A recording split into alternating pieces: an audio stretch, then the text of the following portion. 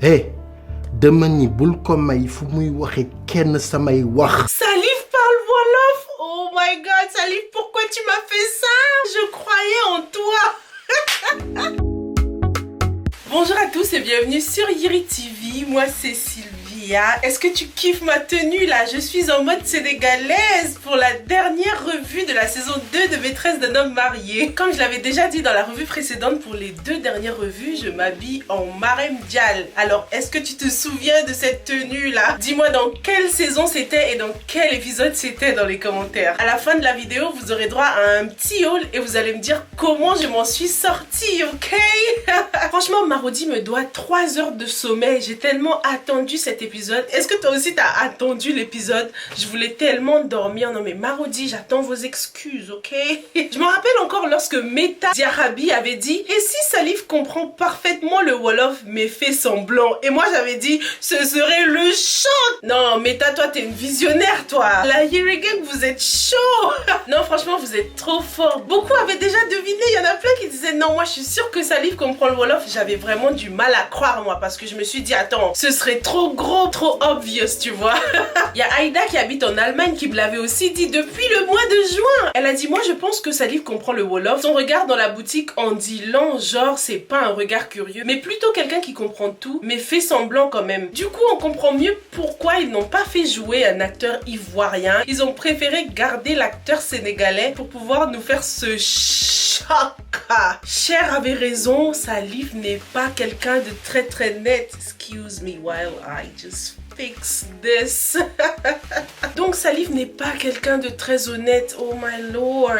Et ce regard machiavélique qui nous a lancé, est-ce que t'as vu ce regard? Dans cette série, ils ont abusé avec cette technique du quatrième mur là. À chaque fois, les personnages regardaient la caméra et au bout d'un moment, ça n'avait plus cet effet de choc quoi. Mais franchement, cette technique a très bien réussi dans cette scène. En tout, pendant cette saison, je pense que c'était vraiment 2 ou 3 fois que j'ai aimé cette technique, que je trouve qu'elle a été super bien utilisée.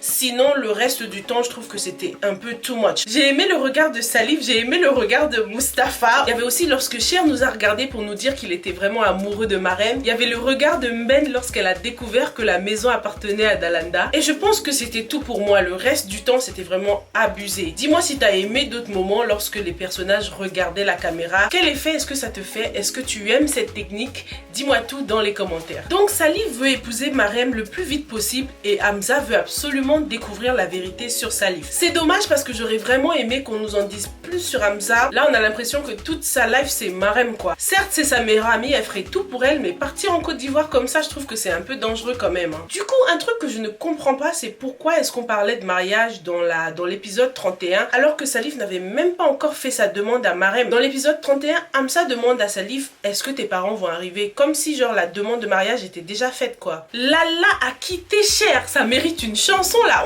on doit faire la fête là, hein? C'était un peu brusque hein, mais comme on dit, better late than never. Prends tes bagages ma soeur. Lorsqu'elle a dit à Cher qu'il va courir derrière elle, il a dit même pas en rêve. La question que je me pose c'est est-ce que Lala va vraiment pouvoir vivre sans Cher? Certes elle a son petit business mais avec 2 enfants c'est pas évident. Surtout qu'elle a construit toute sa vie autour de Cher. Franchement moi ça me paraissait impossible que Lala quitte Cher mais apparemment c'est possible hein. Les débuts seront sûrement difficiles pour elle. Surtout que sa fille va beaucoup lui en vouloir hein. On a vu la séparation, le déchirement. On sait que sa fille c'est une daddy's girl. Elle adore son père donc ça va être vraiment difficile pour elle. En plus Noura elle a son petit caractère hein, donc est-ce qu'elle va lancer des pics à sa mère et tout? C'était aussi très triste de voir une mère Diane qui suppliait Lala de ne pas partir. C'est ça le problème hein, avec les mariages arrangés lorsque ce n'est pas vraiment l'homme qui choisit sa femme. Quand l'amour est fini, c'est fini. Cher franchement il était même pas si triste que ça. Il parle de vouloir se reconstruire mais pour moi franchement il n'a pas encore touché le bottom là. Il n'a pas encore touché le fond hein. Il faut que Cher perde Sine Ginja.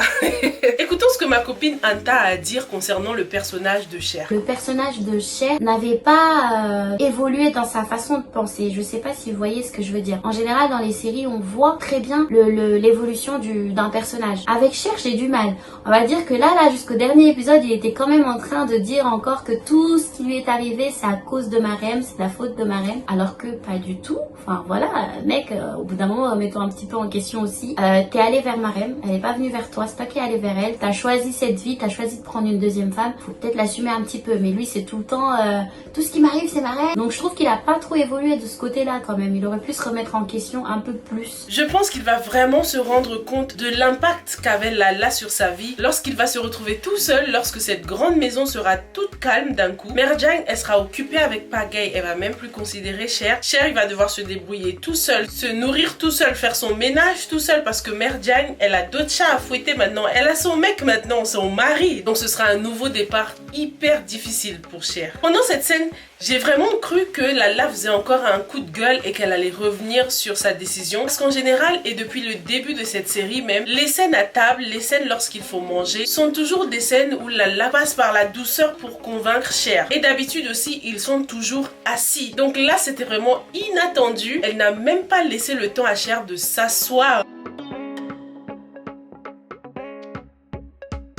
Visiblement, le passage du griot l'a beaucoup aidé. Hein. Le griot, c'était vraiment son hype man. Il l'a chauffé, là, il l'a gonflé à blanc. Le fait que cette scène s'est déroulée autour de cette table était vraiment un bon choix pour moi. En plus, on voit que la table a une couleur assez forte. Hein. Le rouge, symbole de l'amour et de la délicatesse de Lala. Elle a vraiment dressé cette table avec amour pour que Cher s'en souvienne parce que it's gonna be the last one. Et le rouge qui symbolisait aussi sa colère parce qu'il n'y a qu'une ligne très fine entre l'amour et la haine. Hein. La mère de Jalika lui annonce enfin qu'elle a une sœur et ça se voyait qu'elle n'assumait pas du tout parce qu'elle annonce la nouvelle à Jalika lorsqu'elle est de dos. Elle n'a même pas pu lui faire face. Hein. Jalika et sa mère ont l'habitude d'avoir de bonnes conversations d'adultes assises face à face. Là, ce n'était pas du tout le cas. Sa mère n'a pas assumé du tout. En tout cas, on voit que Jalika et Marem sont plus solidaires que jamais. Hein. Je pensais qu'elles allaient devenir les pires ennemis après cette nouvelle. Je pensais que Marem aurait voulu peut-être venger sa mère parce que c'est quand même à cause de la mère de Jalika que sa mère est devenue malade. Hein. Mais on voit que Marem a d'autres priorités et sa priorité c'est Rakiso aka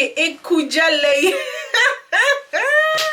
En tout cas, entre la mère de Jalika et la mère de Marem, c'est du unfinished business. La mère de Jalika doit encore demander pardon. Hein. On attend toujours le pardon là. Marem n'a qu'une chose en tête en ce moment, c'est venger la mort de son père qu'elle n'a même pas connu. Hein. Elle sait pas que Bakary Sagna, c'était pas une référence comme a dit Jalika. Donc elle est allée demander à Alida où était l'enregistrement. Mais Alida n'était pas si choquée que ça de découvrir que Raki a quand même tué le père de Marem. Elle a juste fait elle était juste étonnée un petit peu, mais sans plus quoi. Donc est-ce que Alida savait très bien ce qu'elle faisait? Est-ce qu'elle est de mèche avec Salif? C'est pas très clair. En tout cas, on va en savoir plus dans la saison 3. Hein. Kujalei et Ali Diao se sont enfuis dans un village à la Bonnie and Clyde. Raki et Mustapha sont wanted là. Dès que j'ai vu ce village, j'ai tout de suite pensé à Dior. Est-ce que Raki va rencontrer Dior et devenir la meilleure amie de Dior? Parce que jusqu'ici, Raki n'a pas vraiment d'amis proches, quoi, amis féminins. Donc ce sera Raki et Dior contre Marem et Jalika. J'étais très déçue de ne pas voir Dior dans cette saison 2 parce qu'elle faisait toujours partie du générique quoi. Donc hâte de savoir s'ils vont changer ce générique pour la saison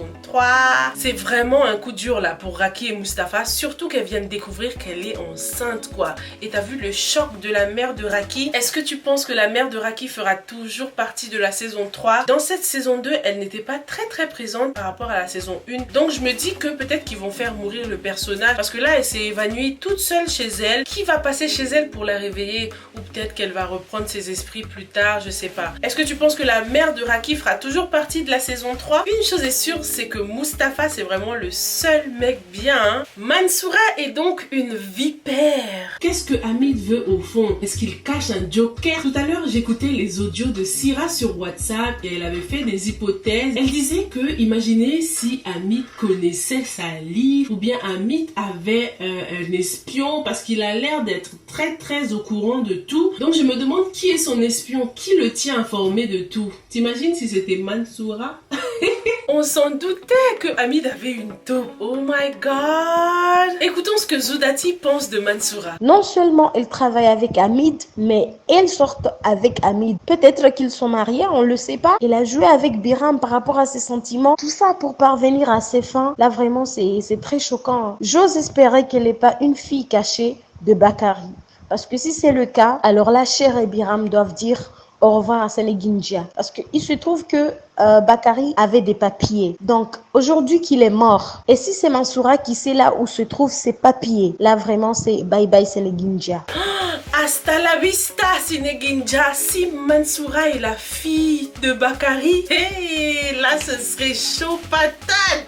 Mais c'est grave possible, franchement, imagine, elle est venue venger son père ou un truc comme ça. Parce que pour l'instant, c'est quoi son but en fait? C'est qui Mansoura? Who is Mansoura? Il y a Fatou qui habite en France qui disait aussi que par rapport au dernier épisode de Maîtresse d'un homme marié, celle qui m'a le plus choquée, c'est Mansoura, la fille qui se prend pour un philosophe, en plus qui joue avec les sentiments de Biram pour qu'au final, elle sort avec Hamid. Je comprends mieux pourquoi on la voyait jamais en dehors du travail alors que tous les acteurs et actrices de Maîtresse d'un homme marié, on les voyait à chaque fois en dehors du travail. Ah mais c'est ça, moi Mansoura j'accrochais pas du tout. Mansoura et Biram, ça aurait été vraiment à condition qu'on en sache plus sur Mansoura parce qu'on la connaissait pas. Laisse Biram pour Djalika, ok? Les deux s'entendent enfin bien, ils peuvent parler sans se crier dessus. Franchement, ils sont sur la bonne voie, mais qu'est-ce que Biram va faire lorsqu'il va découvrir que Mansoura n'est pas celle qu'il croyait? Biram s'y croit déjà, hein, il étire son boubou. Ah, boubou le PDG. Il regardait la photo de Sénégindia et tout, il était dans un rêve là. Et au final, peut-être que ce sera bel et bien lui qui va prendre l'entreprise parce que Raki est parti. Cher, il sera perdu sans Lala ni Marem. Donc je pense que Biram va être le PDG, mais ça va très très mal se passer et peut-être que ce sera Mansoura qui va se retrouver à la tête. En tout cas, provisoirement, le temps que Salif et Maren reprennent les choses en main. Moi, j'aimerais juste que Biram sorte de cette atmosphère toxique, qu'il lâche tout et qu'il aille faire une cure de désintox parce que peut-être que ce nouveau poste de PDG là va le rendre fou hein, et qu'il va devoir ressombrer. Jusqu'ici, il s'en sortait pas mal, mais j'ai trop hâte que Biram montre son vrai visage à Mansoura. Elle doit pas s'en sortir comme ça, attends. Parlons maintenant de Tahirou. Tahirou qui a fait un taksouf à Djalika. J'aime trop ce mot là, taksouf.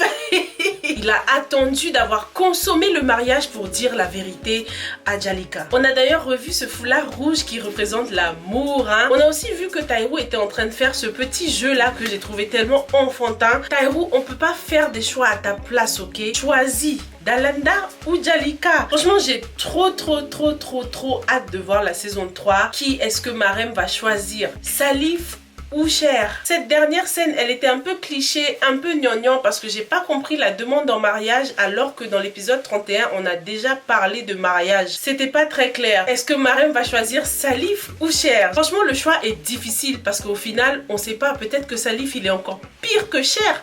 Qu'est-ce qu'il cache en Côte d'Ivoire? Hâte que Hamza nous ramène des infos. Overall, j'ai trouvé que le scénario de la première saison était mieux et les personnages de la deuxième saison étaient encore mieux que ceux de la première saison. Je sais qu'avec le corona, ça n'a pas dû être facile de tourner cette série. Je pense que toute l'équipe de Maîtresse d'un homme marié, ils vont prendre de sacrées bonnes vacances parce que je pense qu'ils ont bien travaillé, ils ont charbonné là.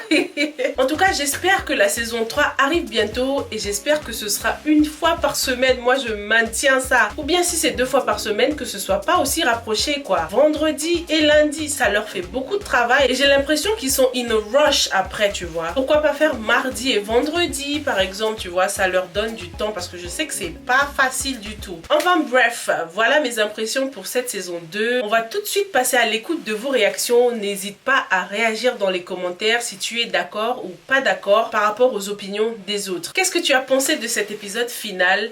Quelles sont tes expectations par rapport à la saison 3? Dis-moi tout dans les commentaires. Assez déçue par cette saison 2. Un sentiment d'inachevé. Autant la saison 1 s'est terminée sur un gros suspense, mais on avait quand même un sentiment où le fil conducteur principal nous donnait un sentiment de quelque chose d'achevé, de conclu. Mais la saison 2, tout est parti en vrille. On a beaucoup de fils conducteurs qui sont restés inachevés. En tout cas selon moi, et on a aussi l'impression que Marodi a tout fait pour nous attacher à voir la saison 3, mais la façon de faire, je trouve, est un peu dommage parce que moi personnellement, c'est les 3 ou 4 derniers épisodes m'ont un peu lassée parce que je m'attendais au résultat que nous avons dans l'épisode 32. On pressentait que Lala allait se réveiller et s'en aller. On pressentait que Salif, il y avait quelque chose de caché en dessous. Marodi était trop prévisible sur cette... Il n'y a pas eu de suspense.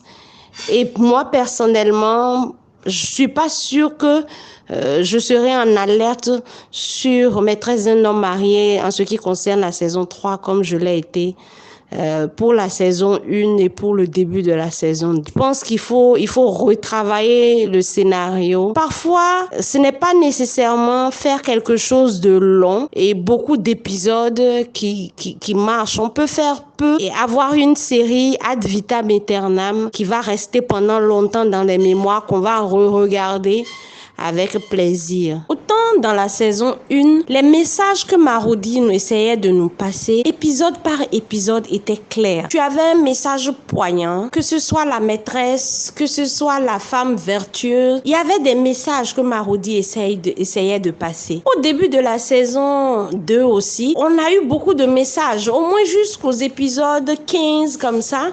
On avait des messages, on voyait le fil conducteur, on arrivait à tirer des leçons. Mais là, c'est comme maintenant, on est passé à juste une caricature de la société africaine. Personnellement, je vois pas le message que je vais tirer de tout ça. Certes, on voit aujourd'hui que Lala s'est levée, est partie. Elle nous remonte la femme forte qui est capable de s'en sortir seule, de ne pas s'attacher à son mari. À part ça, qu'est-ce qu'on va tirer des autres? On ne tire plus rien. En tout cas, je sais pas. Moi, ils m'ont habituée à mieux, quoi. Je suis désolée, mais je suis restée sur ma faim. Bravo à Marodi, mais on peut mieux faire. Merci. Vraiment un épisode avec beaucoup de rebondissements, beaucoup de grosses surprises en fait. J'avais déjà commencé par Lala. Je dirais mieux vaut tard que jamais pour Lala. Vraiment, elle se rend compte de sa valeur et dans la vie, c'est comme ça en fait. Peu importe les erreurs que l'on fait, une personne a toujours de la valeur. Il n'y a pas de quoi se dévaloriser à ce point. Concernant Tahirou, je ne le comprends pas parce que le fait qu'il reste marié ou non à Dalanda ne change en rien le risque qu'elle encourt dans cette grossesse. Il aurait pu prendre un choix définitif et mettre Dialika dans une situation confortable avec un mariage en bonne et due forme car c'est amplement mérité. Il y a également une autre grosse surprise, c'est Salif. Déjà, il va falloir qu'on nous explique dans la 3e saison pourquoi et depuis quand Salif comprend le Wolof. Est-ce que c'est parce qu'il a du sang sénégalais ou est-ce qu'il est même ivoirien? Peut-être qu'il s'est présenté comme un ivoirien mais qu'en réalité c'est un sénégalais et ça voudrait dire que c'est très grave parce que depuis le départ ça veut dire qu'il comprenait tout ce qui se disait, même dans les réunions, et qu'il avait une longueur d'avance sur tout ce qui se faisait en fait. Et voilà, c'est une très grosse surprise en fait. Par rapport à Merdiane et Pagay, vraiment sans commentaire. Donc l'amour, comme on dit, c'est de 7 à 77 ans. Ils sont maintenant mariés et femmes, donc ils peuvent se permettre de bonnes noces. Par rapport à Raki et Mustapha, je pense qu'ils méritaient vraiment une meilleure fin, en sachant que Raki a beaucoup trimé pour réussir. Mustapha également. Et en plus, Mustapha a un très bon cœur. C'est juste que son côté Bonnie and Clyde prend de plus en plus le dessus car il tient à protéger Raki. Et c'est quand même louable parce qu'un mari doit soutenir sa femme. Maintenant, la façon dont il soutient Raki est discutable parce qu'il s'enfonce de plus en plus. Il se cache. Il y a la police qui les cherche. Donc la 3e saison, je pense que ce sera vraiment un peu comme un film policier à la recherche de Raki et Mustapha. Par rapport à Hamza, je pense que Hamza, elle n'est pas parfaite, mais c'est une bonne amie parce qu'elle laisse son business à Dakar. Elle a un business à Dakar, mais elle laisse son business pour aller investiguer en Côte d'Ivoire sur Salif en fait. Et je ne vois pas beaucoup d'amis capables de faire ça. Biram, le pauvre, très naïf, il commençait à bien évoluer au niveau de son caractère, mais encore une fois, il tombe sur une personne qui va l'utiliser émotionnellement. Mansoura également, très grosse surprise, très gros retournement de situation. Voilà, mais un très bon épisode. Vraiment, merci pour tes revues. Sincèrement, la deuxième saison des Maîtresses non mariées, ça a été vraiment ennuyant. Ça m'a pas plu vraiment parce que pour savoir toutes les vérités, Et on a attendu 28 épisodes. Après les derniers épisodes, on a su tout, quelque chose qu'on pouvait savoir déjà au 15e épisode. Le couple Raki et Mustapha, c'était un couple de la première saison qui a eu beaucoup de combats à cause de Bakary, à cause aussi de la maman de Raki. Et après, on a vu le dernier épisode, la mort de Bakary, ils se sont mariés et tout ça. La deuxième saison, on voulait savoir après la mort de Bakary, comment ce couple il allait continuer. Mon avis, une chose différente. Je sais pas quand on verra cette couple heureux. Voilà. Bon, pour aller droit au but, l'épisode 32, dernier épisode est à l'image de la saison. Je vais dire moyen. Par rapport à la fin de la saison 2 et à ce qu'a été la saison 2, on peut dire que l'épisode est acceptable. Mais si on compare à la saison 1, c'est pas vraiment ça. Et je ne suis pas sûre que quelqu'un va oser dire le contraire. Il faut qu'ils développent les suspens parce que c'est ça qui met le piment dans les séries. C'est pas juste l'histoire d'amour, ils s'aiment. Ouais, ça donne un peu, mais le gros du piment, c'est au niveau des enquêtes, parce que normalement, cette saison 2 devait être beaucoup plus pimentée s'ils avaient bien exploité les choses que la saison 1 avec Haki qui avait tué l'homme. On pouvait faire un inspecteur vraiment convaincant et tout. Lancer des enquêtes, des choses. Il sera sur la piste, tantôt sur le point de l'attraper, et puis tantôt des preuves disparaissent ou revenir, des trucs comme ça au moins pour qu'il y ait du piment. Si vraiment les gens de Marodi manquent de scénario, je ne sais pas, ils n'ont qu'à faire effort pour intégrer d'autres personnes pour les petits détails. On fasse un peu des scénarios un peu plus sophistiqués, quoi, parce que sinon ça n'aide pas à développer le cinéma. Ça prend les spectateurs d'abord pour des cons et ensuite pour ceux qui ne sont pas habitués à mener des réflexions profondes, ça ne les aide pas à approfondir. Ça enlève tout intérêt. Au-delà des histoires d'amour, il faut que niveau suspense, quand il y a des enquêtes, des trucs que ça donne pour contrebalance. Parce qu'il y a des gens, par exemple, les histoires d'amour et tout, c'est pas vraiment ça qui les intéresse parce que, en fin de compte, on sait dans quel sens ça va aller. Par rapport au placement de produits, c'est vrai que les gens qui font les placements de produits, c'est eux qui contribuent à financer la série, mais ce serait bien qu'ils fassent ça de manière subtile et qu'ils n'intègrent pas ça au dialogue. Peut-être un produit comme ça, on fait juste un petit zoom dessus, on voit bien le produit, mais on ne parle parce que quand on traduit à l'international, si on veut traduire là, on veut aussi traduire la publicité, ça devient trop bizarre. Et quand tu prends des épisodes qui sont bourrés de publicité, ça perd tout son sens. Pas besoin de l'intégrer dans la conversation, sinon après ça gâte tout. Et un dernier point que je trouve vraiment important, c'est la chronologie des épisodes. Quand ils finissent un épisode, que l'épisode prochain donne sur la suite. Parce que parfois, quand ils font ces choses-là, tu vois l'épisode suivant, des fois tu te demandes si ce n'est pas toi qui as sauté un épisode ou quoi. Ça, c'est pas normal, c'est pas normal. Il faut qu'ils revoient ça, il faut qu'ils revoient tous ces points-là. J'ai lu dans beaucoup de commentaires que les gens étaient encore déçus une fois par rapport à la fin de la série pour Jalika.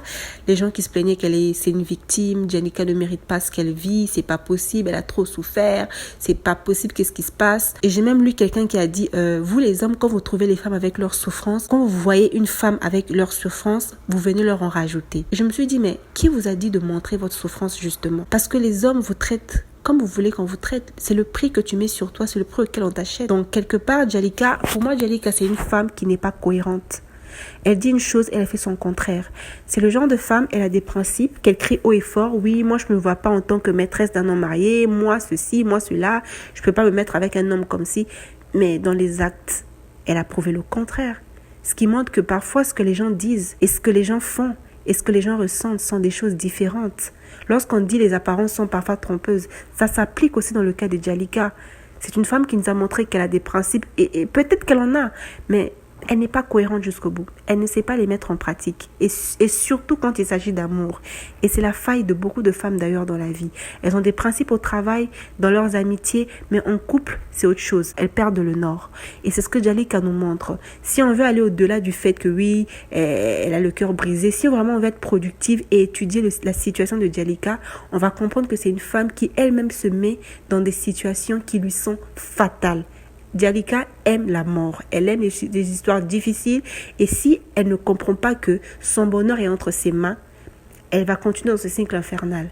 Et par rapport à Tahirou c'est un homme, il a toujours su ce qu'il voulait. Les gens disent il ne sait pas ce qu'il veut, il sait ce qu'il voulait. Dès le départ, il n'a jamais raconté à Djalika qu'il était marié. Pourquoi? Parce qu'il savait ce qu'il voulait, il sait qu'il est monogame, il ne peut pas raconter à une autre femme qu'il a une femme et il sait que il n'y a pas d'avenir tout tracé avec l'autre, c'est compliqué. Il ne peut pas lui dire, voilà, je suis mariée, mais reste avec moi. C'est faux. Donc, il savait ce qu'il voulait dès le départ. Et même à la fin, c'est Dalanda qui a signé les papiers. Tahirou retardait la signature des papiers du divorce.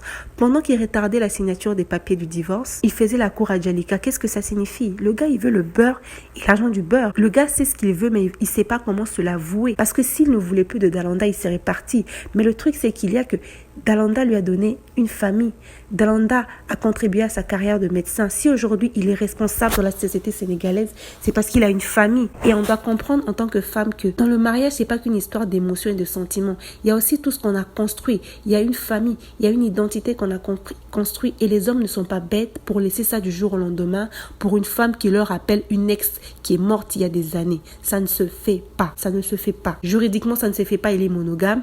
Et encore moins au niveau des sentiments. Ça ne se fait pas. Et je pense que c'est là où Djalika a été malheureusement prise. Elle a été prise par les émotions. Elle n'a demandé aucune preuve. Elle n'a mis aucune limite. Et le gars l'a simplement acheté au prix auquel elle s'est vendue. Donc les deux sont fautifs et les deux ont contribué en fait à la dynamique de cette relation. Merci beaucoup pour toutes vos réactions, la Yiri Gang. C'était vraiment un plaisir de faire les revues de Maîtresse d'un homme marié chaque semaine avec vous. Écoutez vos réactions, lire vos commentaires. Vous m'avez appris beaucoup sur la culture sénégalaise en regardant cette série et j'en suis vraiment reconnaissante. Thank you, thank you. Allez, maintenant, on va passer au petit haul final, ok? Cette tenue, je l'ai appelée présomption d'innocence. Moi, j'ai volé ta tenue. J'ai pas volé ta tenue, Dis-moi dans les commentaires si tu sais de quoi je parle.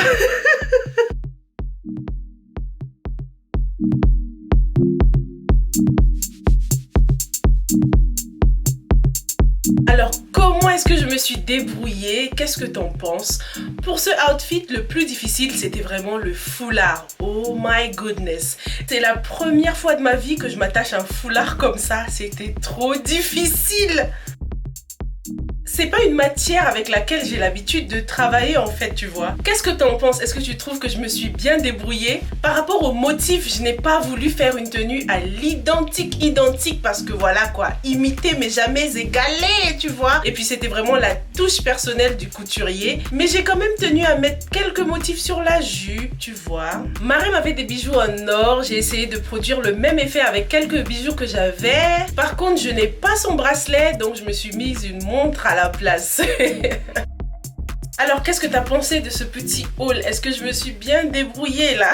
Par rapport aux deux tenues, laquelle est-ce que tu as préférée? On a aussi Salaou du Niger qui a envoyé ses photos fashionista. Il a refait la même chemise que Cher. Qu'est-ce que t'en penses? Est-ce que Salaou s'est bien débrouillé? Salaou, je te mets un petit 10 sur 10. Franchement, à ce rythme-là, on va ouvrir une rubrique fashionista sur Yiri TV. Non, en tout cas, impossible de parler de Maîtresse d'un homme marié sans faire la revue des tenues quand même. Dans cette série, ils font une super bonne promotion des vêtements africains. Vous qui êtes sur place là, n'hésitez pas à contacter tous les couturiers, tous les stylistes de Maîtresse d'un homme marié. Sauf Fatou, Maxi Dakar, Ngorbachev, hein, la marque de l'acteur qui joue Tahirou. Franchement, j'ai adoré les tenues. Vivement la saison 3 pour voir ce qu'il nous réserve là. Hein. Voilà, on arrive à la fin de cette revue. Merci beaucoup pour votre fidélité. Merci à tout le monde, aux gens comme Boubakari Ali, Maya Sarr, Gabriel, Simona, Fatou, Daouda, enfin j'essaye toujours de retenir le nom de tout le monde mais c'est vraiment impossible. En tout cas je te retrouve très bientôt dans une prochaine revue, hein. Stay tuned, ok?